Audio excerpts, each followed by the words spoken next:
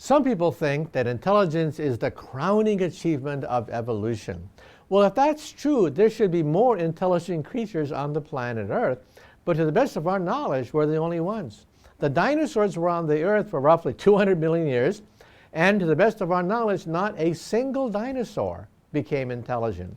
We humans, modern humans, have been on the Earth for roughly 100,000 years. Only a tiny fraction of the 4.5 billion years that the Earth has been around.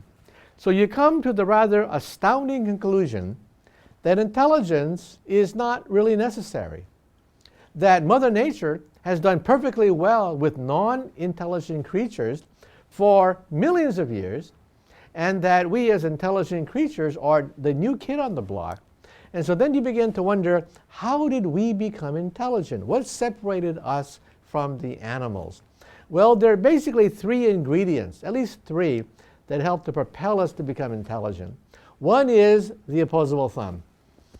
You need a tentacle, a claw, an opposable thumb in order to manipulate the environment.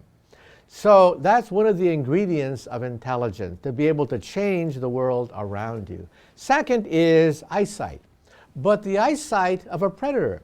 We have eyes to the front of our face, not to the side of our face. And why? Animals with eyes to the front of their face are predators, lions, tigers, and foxes. Animals with eyes to the side of their face are prey, and they are not as intelligent, like a rabbit.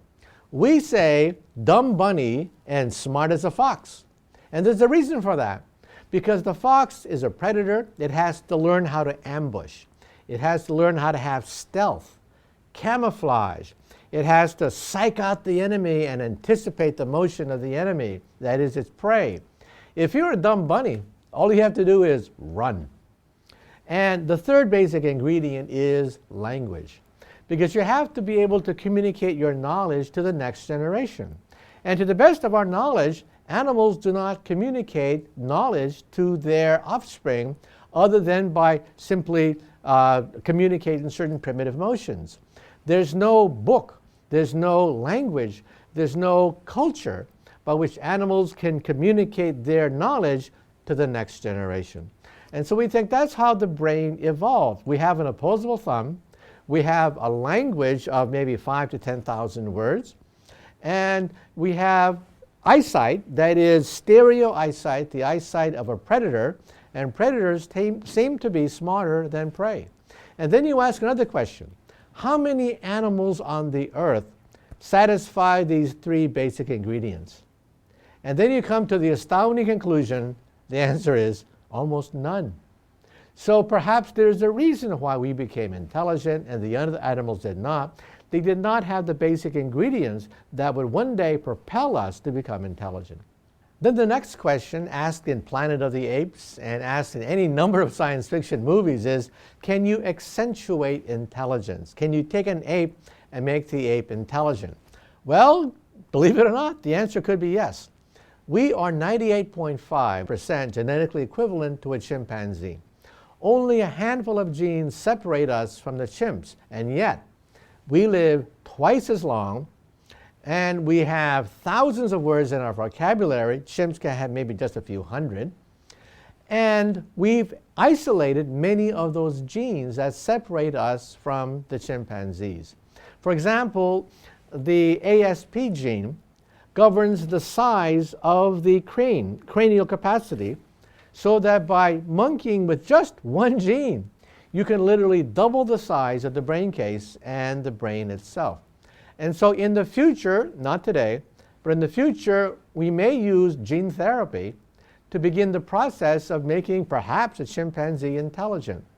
We know the genes that will increase the size of the brain. We've isolated now the genes that give you manual dexterity by which you can make tools.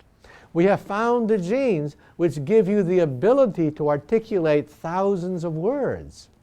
And so it may be possible to tinker with the genome of a chimpanzee so that they have a larger brain case, they have better manual dexterity, and they have the ability to articulate a larger vocabulary.